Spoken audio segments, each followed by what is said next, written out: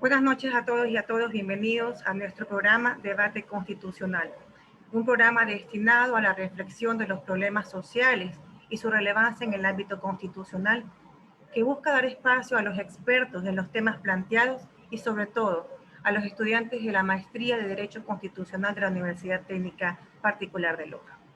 Agradecemos la presencia de quienes nos siguen a través del Zoom y a través de Facebook Live y de manera muy especial a nuestros maestros, el doctor Ricardo Pascumal y nuestros compañeros.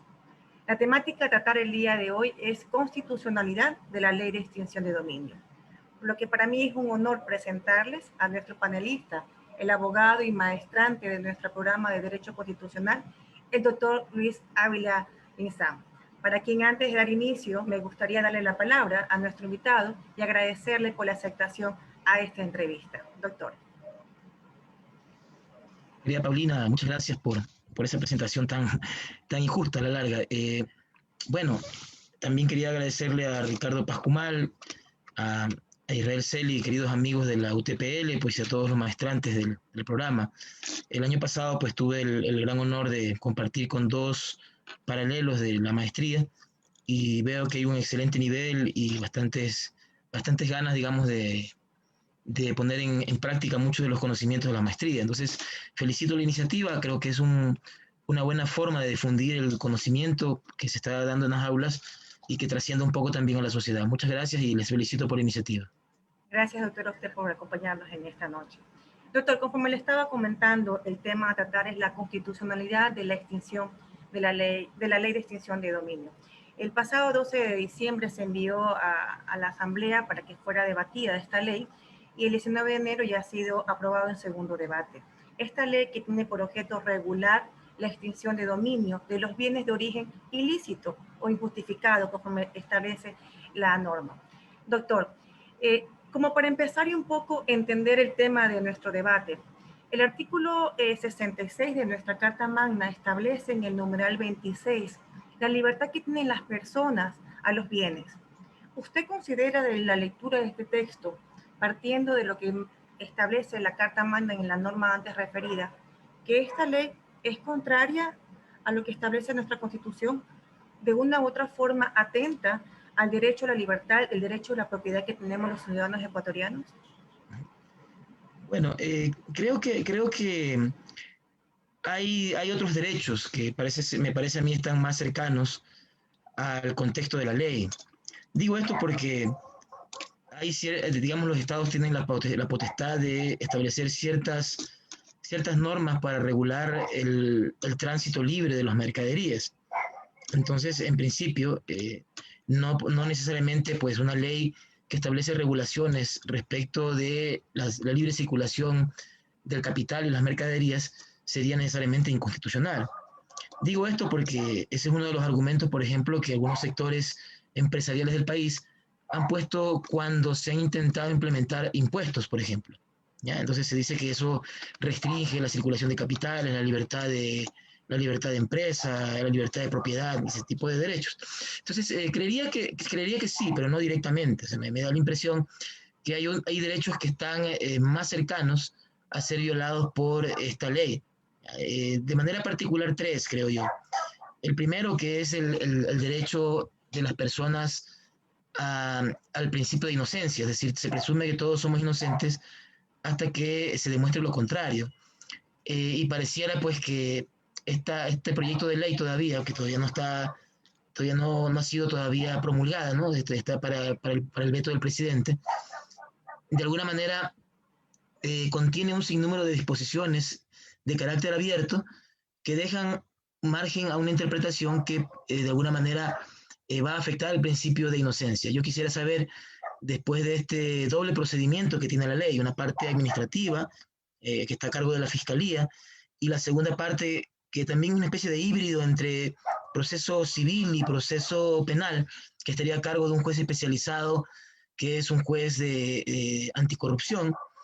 Eh, ¿Qué pasaría si luego de que pase este proceso se llegase a demostrar que está mal hecha la extinción de dominio de un bien o que, digamos, se extinguió ya el dominio de los bienes que fueron objeto de este tipo de procedimiento, pero luego en el proceso penal pertinente, pongamos por peculado, o por tráfico de drogas, fue declarado inocente. O sea, podría haber una contradicción y yo veo allí, por ejemplo, que esta ley atenta directamente contra este principio. En la actualidad y en muchos países hay un mecanismo ordinario para poder, de alguna manera, si se quiere, extinguir el dominio de los bienes vinculados a los delitos. Pero es un mecanismo que, en mi criterio, el problema de fondo es la ineficiencia del sistema de justicia, la falta de independencia, la falta de mecanismos particulares dentro del proceso para probar, y todas las deficiencias que tiene el Estado, particularmente la Fiscalía, para poder investigar los delitos relacionados con la corrupción y el tráfico de sustancias ilegales. Entonces, lo que existe hasta ahora es que en un proceso, pensemos por ejemplo de tráfico de drogas, se incauta los bienes que eventualmente estarían relacionados con la persona que está siendo investigada y luego procesada, y de alguna manera se hace una investigación de las personas que están en su círculo íntimo, pensando que hay una especie de testaferrismo para poder ocultar los bienes, ¿ya? En el proceso actual, una vez que se tiene la sentencia final, mientras tanto, pues estos bienes están administrados por el Estado, en su momento lo estuvieron por el CONCEP, luego por la Secretaría de Drogas, entiendo que ahora, no estoy muy seguro, pero creo que lo administra Inmobiliar.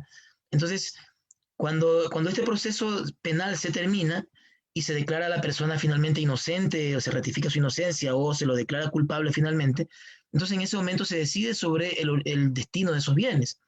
Entonces, me parece que eso es un procedimiento respetuoso del debido proceso y del principio de inocencia.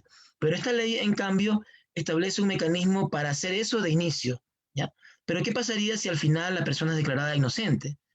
¿O qué pasaría si, tal como lo dispone la ley, dice allí, hay dos mecanismos que permitirían supuestamente limitar la extinción de dominio? Dice el origen ilícito, que no está muy claro. Entonces, por ejemplo, si yo no emito facturas, podría considerarse un origen ilícito de un bien. Y por otro lado está, dice, el que haya provenido de una actividad ilícita, ¿ya? No justificada. Entonces, y dice allí que esté en posesión de cualquier persona. Además, pensando en este principio de retrospectividad que le da la propia ley, donde inclusive permitiría a otros procesos anteriores que están todavía en la actualidad en posibilidades de ser aplicado, permitiría aplicarse esta ley. Entonces, eso me parece que ya genera una segunda violación grave a partir de la primera, que es la violación a la seguridad jurídica. Entonces, por ejemplo, la ley, este proyecto de ley establece allí, eh, quiero ver la palabra precisa, para no equivocarme. Hay, a ver, déjenme ver. Establece, a ver, ¿cómo se llama esto? Tiene un nombrecito, dice allí. A ver, déjeme ver dónde está la palabrita esa que no me... Dice allí... Doctor, pero de lo que yo estaba un poco analizando el contenido de este proyecto, Sí. entendía yo que procedía o se aplicaba esta ley previo a una sentencia que se declarara la responsabilidad y la participación del cometimiento de un hecho delictivo. ¿Usted no lo ve claro de esta forma? No, pues no, porque la ley estableció un procedimiento autónomo. O sea, digamos, ¿El procedimiento autónomo no es posterior a una sentencia condenatoria? No, No. se hace, porque si no, bueno, sería más o menos el procedimiento que tenemos ahora, ¿no? Es decir, si por ejemplo lo que hubiese habido es un procedimiento autónomo que fuera posterior, pensemos, a la declaratoria de una persona de culpabilidad.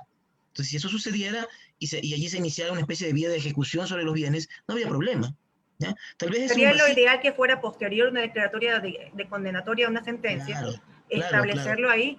Y aún así, claro. doctor, ¿usted no considera de que pese a aquello no establece esta ley un catálogo directo de los delitos que podrían considerarse que presuntamente los bienes de aquellas personas eh, como calidad de sospechosa o sentenciadas hayan adquirido sus bienes de forma ilícita? O sea, no hay un catálogo.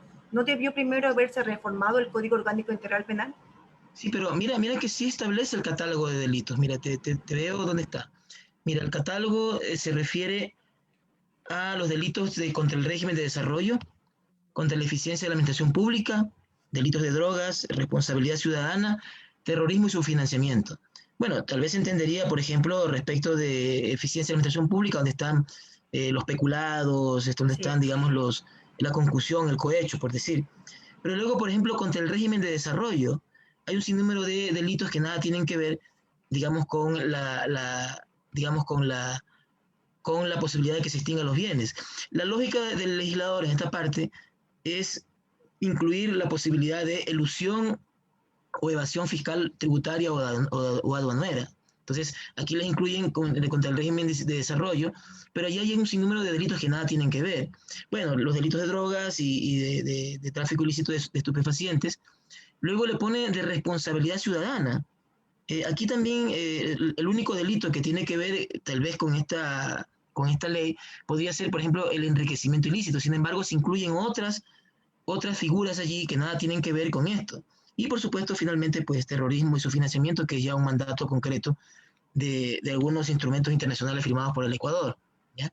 Entonces, digo, el catálogo que establece la ley me parece que es un problema, ¿ya? Porque solo establece este tipo de delitos No particulares, ¿no? estaría completo entonces. Sí, no, yo creo que más que completo, creo que se extralimita, me parece. O sea, creo que allí incluye algunos delitos que no tienen nada que ver con el objeto de la ley y que puede prestarse a interpretaciones sesgadas. ¿Ya? Mira, aquí encontré la palabrita, te la leo. O sea, esta palabrita es lo que te comentaba. Mira, dice, eh, la aplicación retrospectiva de la ley se aplica, dice, a situaciones no consolidadas. ¿Ya? Establece el proyecto de ley. Situaciones no consolidadas, es decir, pareciera que se refiere a la posibilidad de que hoy día la Fiscalía inicie investigaciones sobre posible tenencia ilegal de bienes por temas de delitos relacionados con este catálogo que ya conversamos. Pero esta frase, no, situaciones no consolidadas, dice. ¿A qué se refiere esto? O sea, no se refiere, por ejemplo, a procesos que no tengan autoridad de cosa juzgada. Tendría sentido. Por ejemplo, si hay delitos, hay procesos penales donde se está investigando temas de peculado, por decir, ¿ya? Y ya tienen sentencia ejecutoriada con efecto de cosa juzgada, ¿ya? Se entendería que posiblemente a partir de eso se podría aplicar respecto de los bienes si la persona fue declarada culpable, ¿ya? Pero es tal como está puesto en la ley, dice a situaciones no consolidadas. ¿Qué es eso? O sea, Oh, claro. eso suena como que Podría en algo algún momento de la fiscalía. justificarse. Claro, o sea, lo que quiera investigar la fiscalía, ¿ya? Claro. O sea, lo que la fiscalía se le ocurra que puede perseguir ahora, ¿ya? A propósito Entonces, que usted nombra ahorita la Fiscalía, doctor, sí, le está, a través de este proyecto de la ley, incrementando las competencias a las fiscalías de aquellas que están establecidas en la Constitución, inclusive en el Código Orgánico Integral Penal. ¿Usted considera que la Fiscalía está preparada para estas nuevas competencias? ¿Cree que el momento en que ellos establecen que están como, inclusive en uno de los artículos estaba leyendo, les establece como sujeto procesal a la Procuraduría, a la Fiscalía? ¿Están estas entidades realmente preparadas para asumir estas competencias?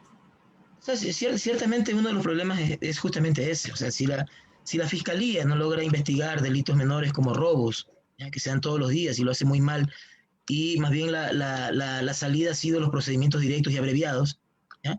Que se han constituido en un proceso para criminalizar a los más pobres, mucho menos va a poder hacer esto. Ahora, esto hay que verlo desde el punto de vista de la administración del poder, ¿ya? Entonces, le estamos dando mayor poder a la fiscalía ahora para poder determinar qué bienes son aquellos que pueden perseguirse a través de esta ley, ¿ya? Y además estamos creando una figura que es la figura de el, el juez anticorrupción, ¿ya? Yo me pongo a pensar ahora, ¿no? Yo veo que muchos de mis colegas se deben estar frotando las manos pensando en el concurso que va a venir para nombrar a esos jueces, ¿no? Va a haber jueces, no dice cuántos, jueces cantonales de anticorrupción y una sala especializada en las Cortes Provinciales anticorrupción para este tipo de procedimientos en aplicación de esta ley. Entonces, si uno de los puestos más codiciados del país, yo entiendo que mucha gente pues le encanta el derecho penal, además es apasionante, pero una gran mayoría de gente, no sé si la mayoría, pero una gran cantidad de personas busca este tipo de cargos porque en realidad hay muchos negocios allí, ¿ya? Entonces es como que es muy atractivo. Ahora creo que va a dejar de ser tan atractivo ser juez penal, ahora todo el mundo va a querer ser juez anticorrupción. Además que el Código Orgánico de la Función Judicial establece que el Consejo de Legislatura es quien tiene que establecer las nuevas jurisdicciones y competencias, lo puede modificar. esto no está concatenado con lo que con esta potestad que tiene el Consejo de la Judicatura. Una de las cosas que se planteó en ese código en su momento era de que no se pudiera crear en una ley de manera inorgánica las judicaturas que se le ocurriera al legislador, ¿ya? Sino que siempre se sustentara en una base técnica por parte del Consejo de la Judicatura. Entonces, esta ley crea de manera ficticia e inorgánica estos jueces. Tanto que se habla ahora de que no hay dinero para pagar a Está los creando maestros, prácticamente, así es. se va a, digamos, afectar el presupuesto en algo que le interesa en realidad a los Estados Unidos, a la DEA, y no necesariamente a los intereses nacionales. Doctor, usted hace un momento nos manifestó que la forma en la que se podría establecer de repente la procedencia ilícita de los bienes. Nos surge una pregunta y es lo que realmente le podría preocupar a cualquier ciudadano ecuatoriano. ¿Qué pasa con los terceros aparentemente involucrados o que se sientan afectados con esta ley? Presumo yo alguna sociedad. ¿Hay algún respaldo en esta ley? ¿Pueden ellos acudir al momento que se inicie una fase de investigación preprocesal? Porque estaba leyendo que tiene dos fases, la preprocesal y la segunda que ya es la procesal. ¿Establecen un mecanismo de reparación específico en caso de que se llegue a investigar o se llegue a proporcionar estos bienes al Estado sin previo haber establecido realmente la procedencia de aquello? Sí, sí existe el procedimiento, pero es un procedimiento bastante débil, ¿no? En la primera fase, la fase administrativa, dice la ley que es reservada. Es reservada, sí. Entonces, digamos, se va a investigar a espaldas de los ciudadanos Así es. la supuesta procedencia ilegal e ilegítima de los bienes. Y la persona que se quiera oponer puede recién participar cuando se haya iniciado en un proceso judicial, digamos, cuando se haya Ya iniciado. cuando está avanzado totalmente en la investigación. No solo eso, sino que la ley establece que el primer acto, dice el acto de inicio, ¿ya? Dice allí, el acto de inicio es la declaratoria, digamos, de extinción del dominio del bien. Pasa inmediatamente a pertenecer al Estado, ¿ya? Entonces, luego se discutirá si es que algún tercero perjudicado de buena fe en realidad adquirió ese bien porque, digamos, lo hizo de buena fe, ¿no? No sabía que la persona que le vendió había obtenido ese dinero de narcotráfico, por decir, ¿ya? No lo Ya sabía. sería después de un perjuicio en este caso. Sí, a mí me preocupa mucho digamos, la forma como está estructurada la ley, porque es una visión eficientista, ¿no? Que viene del derecho comercial tributario, ¿ya? Y que se entiende en lo tributario, ¿no? Eso no es de Ecuador, eso se hizo en Europa desde el siglo XIX. Este principio de pague primero y reclame después, ¿no? Si uno quiere, por ejemplo, en el tema tributario o aduanero realizar un reclamo, primero tiene que pagar, ¿ya? Uno tiene que pagar y de ahí recién puede reclamar. Entonces, aquí la lógica es la misma. O sea, primero se extingue el dominio, no importa en manos de quién esté, y luego se reclama. ¿Ya? Entonces, es un proceso profundamente, que afecta, digamos, profundamente la seguridad jurídica de los ecuatorianos. Y a propósito de lo que usted acaba de manifestar, entonces, ¿se establece un mecanismo de reparación en caso de que toque reclamar posterior a la declaratoria una extinción de un bien? Claro, o sea, digamos, el problema es ese, o sea, se podría reclamar luego de eso, ya se hace, digamos, público en el proceso, las personas que se sientan perjudicadas pueden iniciar estos procesos para poder justamente cuestionar la extinción de dominio, pero ya el bien está en manos del Estado, ¿no? ¿Ya? Solo que la ley establece que el Estado, digamos, que el bien esté en custodia y administración o que finalmente se extinga de manera definitiva, ¿no? Ya, digamos, ya no pertenecería a la persona. Y esa declaratoria final solo se daría una vez que no haya reclamos, ¿ya? Creo que, no me acuerdo bien, pero creo que hay 4 años para reclamar, desde que se conozca, desde que se establezca la extinción de dominio. O finalmente, pues el juez anticorrupción, que también me parece una denominación un poco populista, ¿no? O sea, el juez anticorrupción suena como los comisarios del pueblo de la Unión Soviética, ¿no? Entonces, suena un poco populista eso. Y digo, quisiera abonar una idea más a esto que comentaba hace un momento respecto de la visión eficientista. Yo escuchaba a mi querido colega Alfonso Zambrano Pasquel en una entrevista que le hacían al respecto, y él hacía notar de que en otros países donde se ha aplicado esta ley, se ha logrado recuperar dinero. Entonces decía él, por ejemplo, en Brasil se ha logrado recuperar alrededor de 3.000 millones de dólares en el primer año, ¿ya? En Argentina y en México también algo parecido. Entonces decía él que no necesariamente se tiene que pensar esto en términos negativos. Se ha logrado, dice él, recuperar dinero de delitos graves, digamos, relacionados con el narcotráfico, el lavado de activos, la corrupción, decía él, y que eso era positivo, ¿no? Pero bueno, yo quisiera darle la vuelta, con mucho respeto a mi querido colega, de que si bien es cierto, eso puede resultar efectivo, ¿no? Pero eso en política pública y respecto del derecho constitucional es un vicio que se llama eficientismo, o sea, pensar que la eficiencia es un fin en sí mismo, ¿no? La eficiencia solamente es un instrumento de la política pública y más que todo la política de justicia. Eh, lo que se tiene que perseguir en el proceso es el debido proceso, ¿ya? Y los demás son medios, particularmente para llegar al debido proceso. Yo quiero recordar como ejemplo lo que sucedía en el gobierno judicial de Gustavo Yard, ¿no? Entonces allí, para que no se cayera una audiencia, que era el fin último de su política de justicia, entonces no importa pues que a la persona que esté defendiéndose y su abogado no fue, le pongan un defensor público y se te tenga que leer su expediente en 20 minutos. Entonces eso no es defensa de calidad y eso perjudica a las personas que no tienen recursos. Entonces, por ejemplo, ahí hay un ejemplo de cómo la política eficientista violenta derechos. Y en el caso particular de la ley de extinción de dominios es evidente, ¿no? Y eso pondría en mucho peligro la estabilidad, digamos, de las relaciones comerciales en el país. Sí. Definitivamente su aporte ha sido magnífico, doctor. Un poco para aclarar el tema. La extinción de dominio tiene grandes similitudes con otras instituciones jurídicas, como por ejemplo la retención, la prohibición.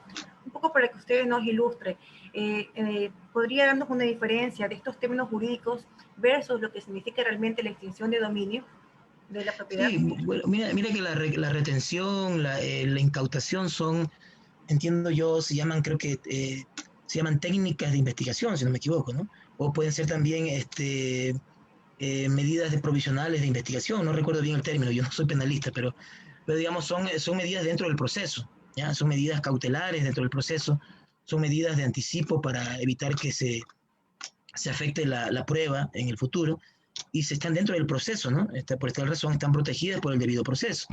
Pero la extinción de dominio es un acto arbitrario del Estado, ¿ya? Arbitrario digo porque se hace en reserva y se lo hace con mecanismos que van a ser profundamente oscuros. Yo quiero poner un ejemplo para que se entienda. El caso de Tibi, por ejemplo. Quiero poner ese caso que fue el caso de Tibi, que era un francés que fue detenido en Quito y se le incautaron en su poder perlas. Él era un negociante de perlas, ¿ya? Que es un negocio que, digamos, que no es ilícito. No es ilícito negociar perlas en Ecuador. Pero por supuesto no tenía facturas, es un mercado un poco informal, si se quiere. Entonces no podía determinar de dónde salían esas perlas. Él intentó demostrar, sí, yo vendo aquí, estas perlas las llevo a tal lugar, pasan los controles de aduanas, qué sé yo. Pero no había forma de demostrar con documentos que, digamos, entre comillas, su origen lícito, ¿ya?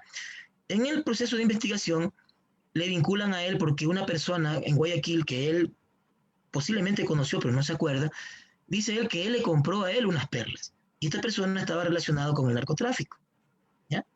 Entonces, él finalmente dice, sí, yo creo que sí hablé con él, me parece que sí le vendí unas perlas, pero no recuerdo ni siquiera quién es, ¿ya? Entonces, no podía saber que esta persona estaba relacionada con temas de drogas. Es decir, con la sola declaración de esta persona que dice que le compró, que le compró a Tibi un número X de perlas, ¿ya? Esta persona fue vinculada al proceso penal por investigación, supuestamente por tráfico de drogas, ¿ya? No por tráfico de perlas, sino por tráfico de drogas. Por supuesto, ¿qué es lo que pasaba en la realidad? Lo que pasaba es que los policías estaban a su cargo, lo chantajeaban a Tibi diciéndole que le dé las perlas, ¿ya? Si quería salir libre, ¿ya? Entonces, como él no lo hacía, entonces dicen, yo no lo voy a dar porque no tengo por qué darles. Entonces, se chantó dentro de la cárcel, eh, tortura, electricidad, lo golpearon, le hicieron un montón de cosas al señor y sin debido proceso, ¿ya? Él finalmente sale porque este caso llega a la Corte Interamericana de Derechos Humanos mucho después y se logra reparar el caso en un estándar que ya se había fijado antes, que es plazo razonable, que es presunción de inocencia, que habían estado en casos inclusive en el caso de Ecuador, por ejemplo, Suárez Rosero versus Ecuador, ¿ya? Entonces ya se había digamos, realizado eso. Entonces yo no me quiero imaginar cómo sería en nuestro país que tenemos sistemas y mecanismos de investigación tan rudimentarios, ¿ya? Llegar a aplicar una ley tan peligrosa como esta, ¿ya? ¿ya? Es decir, es poner en manos básicamente de la policía la extinción de dominio. O sea, yo solo quiero poner un último ejemplo. ¿Saben hasta el día de hoy cómo se hace investigación en este país?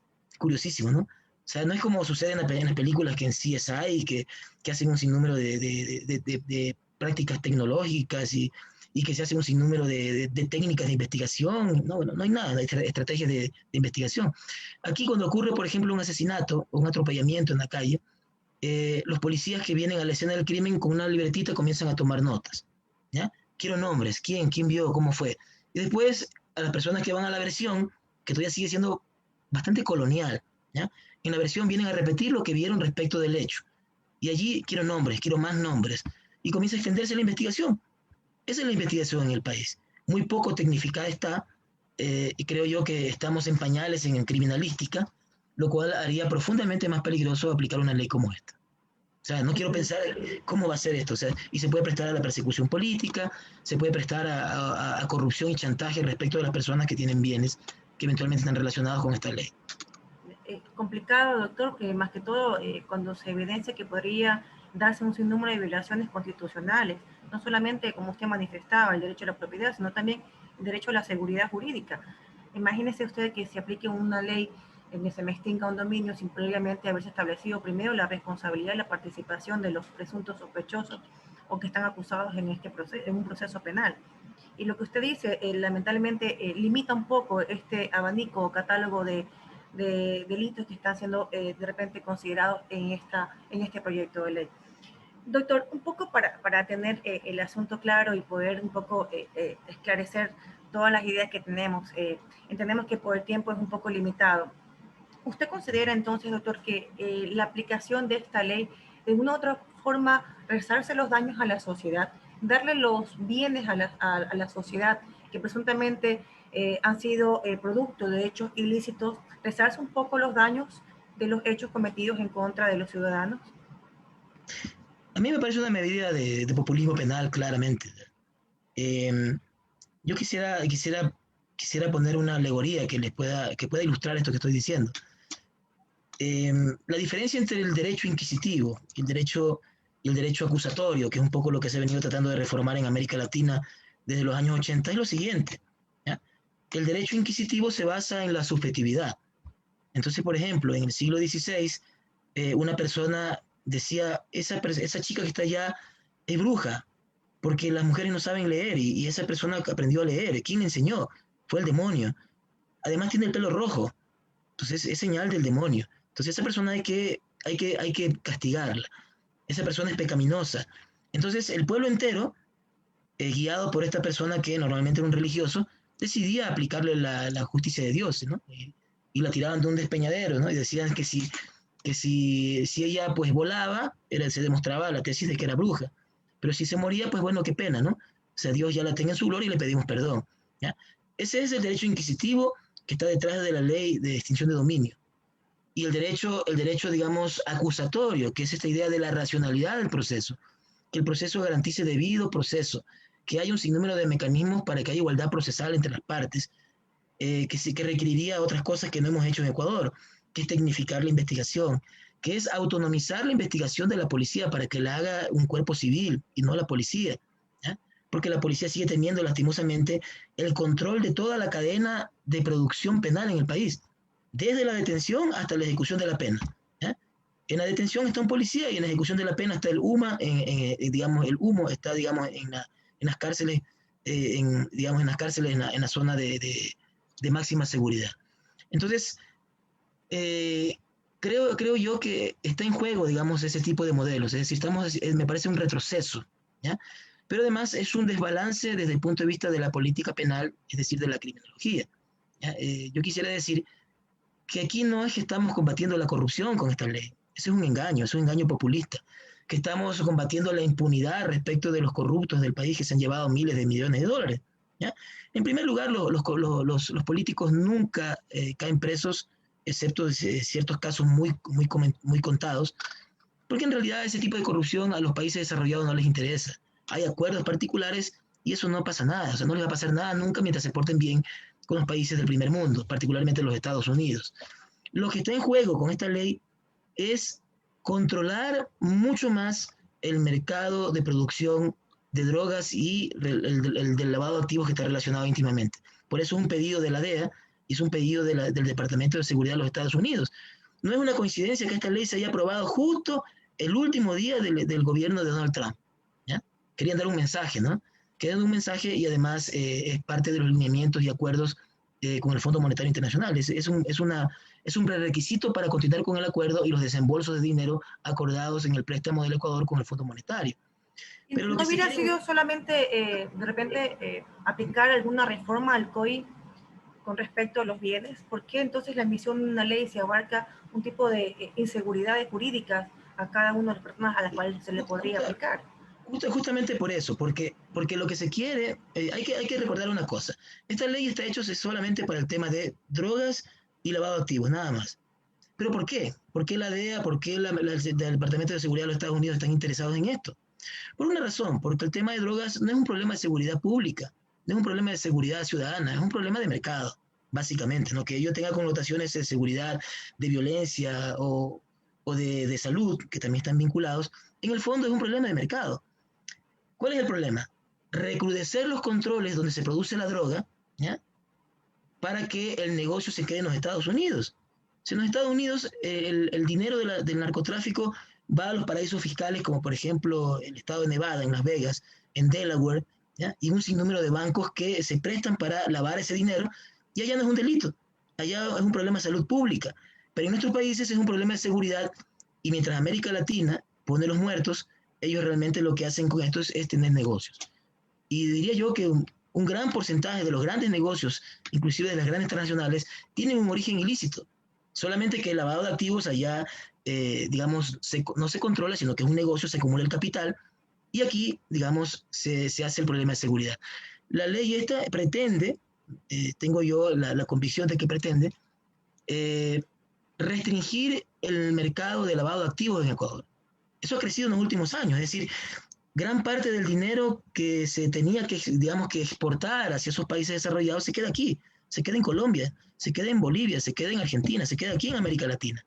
¿Por qué? Porque se han ido viendo también mecanismos para que aquí se creen ese tipo de redes para poder lavar activos, ¿ya? Entonces, esta ley está para evitar que eso ocurra y ese dinero siga fluyendo a los Estados Unidos. Por supuesto, tiene que haber un premio para quien va a hacer ese trabajo y ese es el Estado, ¿ya? Entonces, el Estado le van a dar la posibilidad de que, de alguna manera, expropie bienes, ¿ya? Los confisque, esa es la palabra, porque no es extinción, es confiscación, es un acto confiscatorio. Entonces, con esa ley te va a impedir que cierta parte del capital quede aquí. O sea, es lo mismo que sucede, por ejemplo, en la persona que produce en el campo y todos los intermediarios que vienen a vender esos productos a la ciudad, ¿ya? Es decir, lo primero que ocurre es que esos productores comienzan a organizarse y se compran un bus pequeño, ¿ya? Un bus usado que no tiene documentos a veces, ¿ya? Entonces esa persona intenta ingresar al mercado para vender directamente y saltarse toda la cadena de intermediarios. ¿Qué es lo que pasa?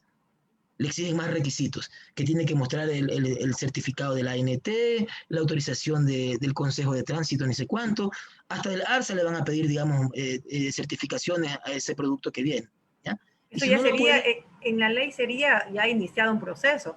Exactamente. Entonces, si es que no logra cumplir esos procedimientos, entonces esa mercadería es ilegal, ¿ya? ¿A quién le beneficia eso? Le beneficia al último que vende el dinero, a Supermaxi, perdón, que vende las mercaderías al ciudadano. Algo que cuesta 50 centavos termina costando $20. Entonces, esa cadena tiene que protegerse. ¿Qué es lo que ha estado pasando? Que algunos campesinos pues se organizan, tienen algo de capital, comienzan también a tener sus propios contactos para vender directamente. Entonces, a las personas que están en la ciudad, a estas grandes cadenas, se les ocurre, hagamos una ley entonces para incautarle los bienes que no logren demostrar su origen, ¿ya? O sea, no es suficiente que no tengan todos estos requisitos, que no tengan la guía de los productos que van a traer, todas las certificaciones de las 50 instituciones que le van a exigir, que eso es lo que hace que sea ilegal o no ese producto, sino que ahora le van a decir, si usted no justifica de dónde viene ese bus, si no justifica la producción de dónde trajo esa uria, usted la trajo esa uria por la frontera en Colombia, ¿no? Porque allá le sale 10 veces más barata. Entonces le incautamos la uria. ¿Quién es el campesino, doctor, que saca su cosecha es un Entonces, perjuicio tremendo. ¿Cómo va un campesino, por ejemplo, a justificar la procedencia de su cosecha?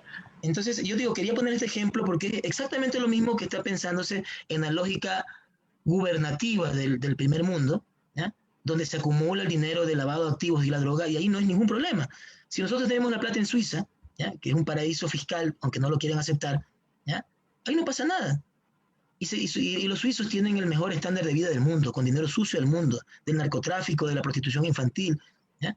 Y sin embargo son un estado, digamos, son un estado absolutamente limpio y no pasa nada. Entonces, en cambio, si nosotros lo queremos hacer aquí en Ecuador y hacer lavado de activos aquí y que eso promueva el desarrollo, entonces eso, no es eso es un problema para ellos, porque hay menos flujo de dinero en esa cadena de producción de drogas. Entonces, lo que se quiere con esta ley, por eso es el interés fuerte, justamente es impedir el lavado de activos en el país porque están perdiendo el control sobre la cadena de producción. ¿Qué eso está pasando? ¿No? Por eso es que, por ejemplo, en México, por poner un ejemplo, los carteles de la droga controlan ya parte del negocio. Ya no todo va a los Estados Unidos. Se queda allí ya un porcentaje grande. Se han organizado enormes mafias para poder, digamos, aprovecharse de parte del negocio. Eso no conviene. O sea, como no conviene, viene la ley de extinción de dominio para impedir que esa acumulación de capital se quede aquí y más bien se vaya otra vez al lugar donde ellos creen que debe estar, en los países desarrollados. Interesantes sus aportaciones, doctor. Creo que concluyo que usted definitivamente piensa que es inconstitucional la emisión de la ley de extinción de dominio. Doctor, queríamos agradecerle por cuestiones de tiempo, no podemos seguir conversando, pero queríamos en nombre de quienes hacemos la maestría de Derecho Constitucional de la Universidad Técnica Particular de Loja, agradecerle por sus interesantes aportaciones dadas en esta noche. Sin duda alguna, servirá y nutrirá cada uno de nuestros conocimientos. ¿Desea decir algo antes de despedirnos, doctor? Sí, no, muchísimas gracias por la invitación. Ha sido un gran honor conversar contigo, con todos los compañeros que nos están viendo también en redes. También un fuerte abrazo. Eh, y bueno, ¿no? Estamos en un país donde a veces decir las cosas frontalmente pues cuesta la vida, ¿no? Como parece que está ocurriendo con algunos periodistas y algunos investigadores y gente relacionada con estos problemas de corrupción que estamos viendo en los últimos días. Es una pena, pero yo creo que no hay que perder el miedo, hay que decir lo que nosotros creemos con convicción y por supuesto, ¿no? Nosotros somos, los que estamos aquí en esta maestría, pues somos abogados, somos abogadas y la idea es pues utilizar el derecho creativamente pues para evitar de que el desborde del poder punitivo afecte a los ciudadanos. Yo creo que tenemos la obligación moral y ética de oponernos a este tipo de procedimientos que tarde o temprano nos van a afectar a cualquiera de nosotros, ¿no? A veces la gente ve este tipo de problemas como algo que no nos va a ocurrir, pero cuando nos ocurre a nosotros, a nuestros familiares, a nuestro círculo íntimo, entendemos realmente el enorme peligro al que exponemos a los ciudadanos cuando se implementan leyes draconianas como esta. Así es, Pero bueno, doctor. un abrazo enorme para ustedes, ¿eh? Gracias nuevamente. Agradecerles también a la participación y en especial a quienes nos han acompañado en este programa, en este debate a través de Facebook Live y en especial nuevamente a nuestros compañeros y a los maestros de la Maestría de Derecho Constitucional de la Universidad Técnica Particular de Loja. Les pedimos nuevamente que nos acompañen el próximo jueves a las 18 horas con 30 minutos. Doctor, un abrazo y nuevamente muchísimas gracias. Muchas gracias.